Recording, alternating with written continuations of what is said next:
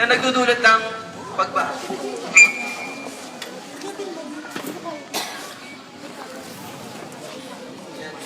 Alam na alam naman natin na dapat nating paghiwa-hiwalayin ang iba't ibang uri ng basura katulad ng nabubulok at hindi nabubulok. Pero sa kasalukuyan ay hindi natin ito nagagawa.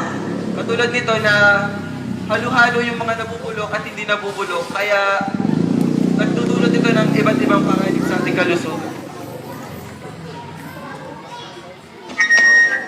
Ngayon naman ay mapakita ko sa inyo ang mga kabutihang na idudulot ng tamang pagtatapon at paghiwa-hiwalay ng mga basura.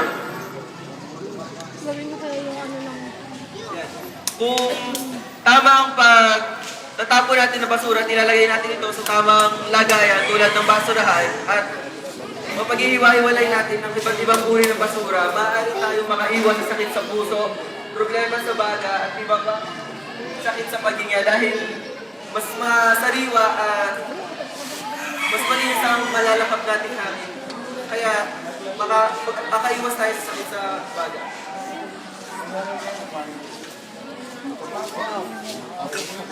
Makapanatili natin ang kalinisan ng ating tirahan. So kung malinis ang tirahan natin, makaiwas tayo sa mga peste katulad nga ng lamok, ng taga na maaaring magdulot sa atin ng iba't ibang sakit. Yan, katulad ng aming sinabi kanina, yan, may iwasan natin ang magdami ng mga peste tulad ng taga, ng lamok, at ng mga ipis na maaaring maka-apekto sa ating kalusugan. Dahil alam naman natin ang mga dumi na o mga bakterya na maaaring dala ng mga peste.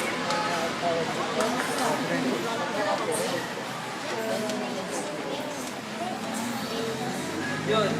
Tama rin ang pagtatapon natin ng basura at tama ang paghihiwa-hiwalay natin. Maaari natin maiwasan ang pagbabara sa mga estero o panal na nagdudulot ng mapagbaha na tunay na nakapaginsala sa ating mga tao, lalo na sa pagsusugan natin sa ating tirahan at sa mahalagang malaman din natin na ang hindi pagtatapon ng basura ang pangunahing dahilan kung bakit nagkakaroon ng pagbaha. Pero mas natin naman tayo mga nagwalakers na hindi tayo gano'ng na-apektuhan ng mataas na level ng baha. Hindi katulad ng mga taga-Maynila na sobrang dahil mataas naman ang pagbaha.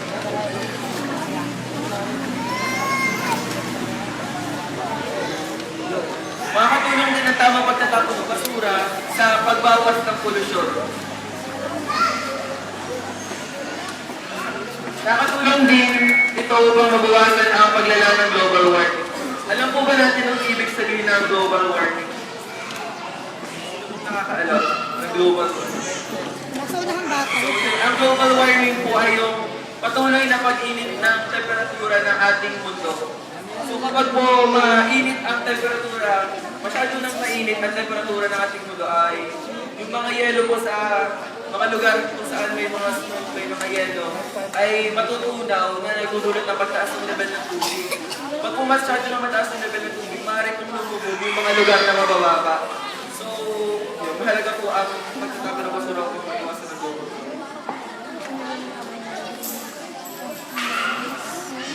So, ano naman po yung masasamang epekto ng hindi pagtatapon ng maayos ng mga basura? So, pangit sa paningin. So, di ba kung saan naman, kung makikita po natin ang mga basura natin kung saan, hindi po siya maganda tingnan, di ba? Kaya mahalaga pong maghiwalay sila at matapon ng maayos. Para naman po makakita tayo ng magandang tanaw.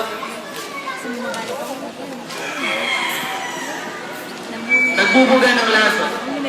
May mga basura na may kemikal na pwedeng maikalat sa kapaligiran kung hindi maitapon ng mabuti. Nagbubumahan na ng kontaminasyon sa lupa, tubig, at maging sa langit. So meron po tayong mga basura na nagbubuga po sa laso, lalo na po kapag sinulog natin ito dahil yung mga usok po na binubaga ito ay merong mga kemikal na nakakasama na ng hangin sa lupa.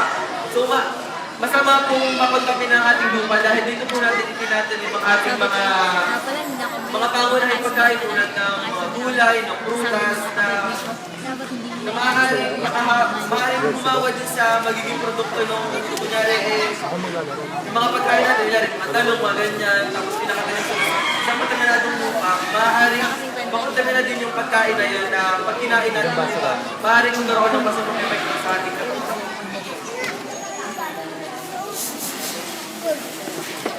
Nagbubuga ng greenhouse gases. Ang mga basurang hindi na itapon ng maayos ay maaaring magbuga ng mga greenhouse gases. So, example po ng greenhouse gases ay methane. Na mula sa sinulog na basura na nagiging sanhi ng climate change. So, alam niyo po ba yung climate change? Ito po yung pagbabago ng ating klima. So, sa mundo po natin, yung mundo natin, meron po yung mga gases, yung po meron na po talaga mga greenhouse gases sa ibabaw ng mundo natin. Pero po kunyari, nagsunod tayo ng mga basura, lalo pong dadami yung mga greenhouse gases na yun. Kasi po, yung mga greenhouse gases, sila yung nagkukulong sa mga na-absorb nating init mula doon sa araw. Kunyari po yung araw, radiation ng heat. Hindi po lahat ma-absorb ng mundo, hindi po yung lahat din ay mapapunta sa atin. Yung iba po ay magre-reflect po doon babalik po doon sa outer space. Pero kung sobra pong dumami yung mga greenhouse gases na sinasabi, mas kaunti po yung babalik po sa space, mas lalo pong iinit ang mundo. Pag mas mainit ang mundo, matutunaw nga po yung mga yelo, nagilisan nyo na climate change. Na-expect ko na po kanina. Maglaganap ng mga sakit. Isa pa panganib ay ang pagkalat ng masakit mula sa mga daga at mga insekto dahil sa mga nagkalat na basura. So yun nga, alam naman po natin ang mga sakit na idudulot ng mga pest na tulad ng daga, mga leptospirosis, na ibang nakakamatay.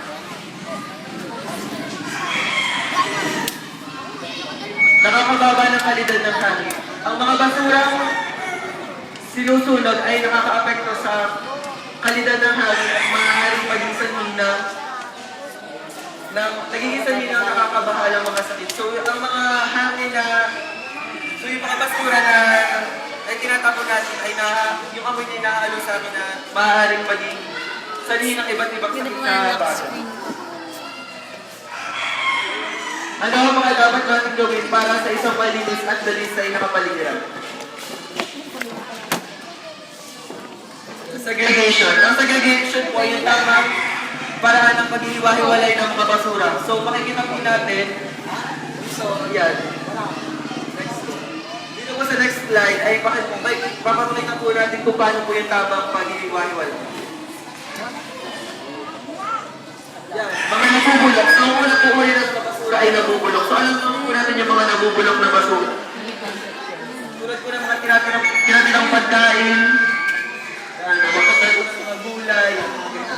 So alam naman po natin, di ba yung nabubulok na basura? Alam po ba natin?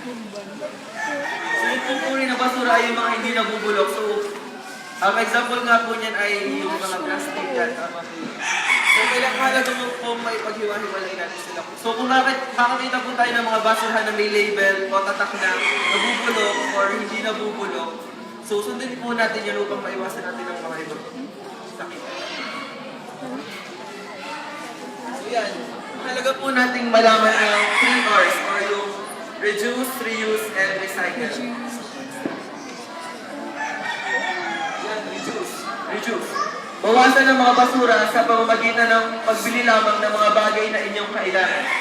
So yun, huwag po tayong bili ng mga bagay na hindi natin kailangan. Tulad po ng mga pagkain na kung sobrang pang pagkain na bibili natin, maaari po itong mabulok. Tapos, irresponsibility kasi tatapon na natin kung saan. So, magiging sanhin pa siya ng iba't ibang sakit. Kaya, maaari siyang langawin. Tapos, yun, mahalo siya kung saan. Kaya, kung ano lang po yung tama natin kaya, kung kaya lang natin kainin or i-consumo, yun lang po yung bibili natin. Next is reuse. Gamitin muli ang mga bagay na maaari pa at pwede hindi muna itapon. So, maganda nga po example nito is yung mga plastic bags. So, kung kaya naman po natin sila ulit gamitin po natin.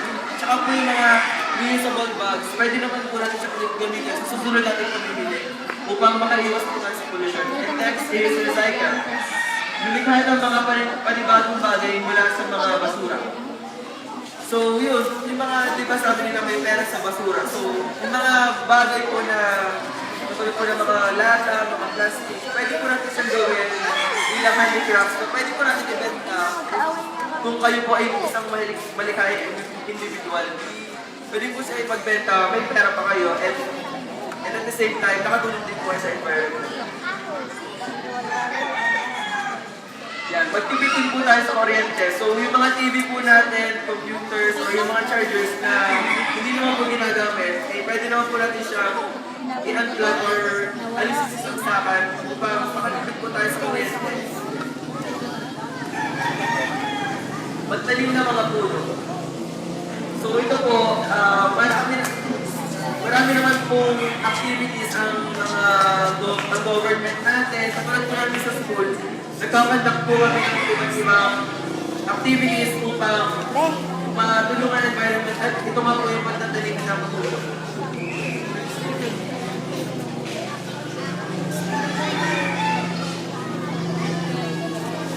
Sisi na kapaligiran. So, naglilinis po ba kayo? Nagwawalis po ba kayo every morning? Tuwing umaga? So, yun po. Ganda po ba kayo?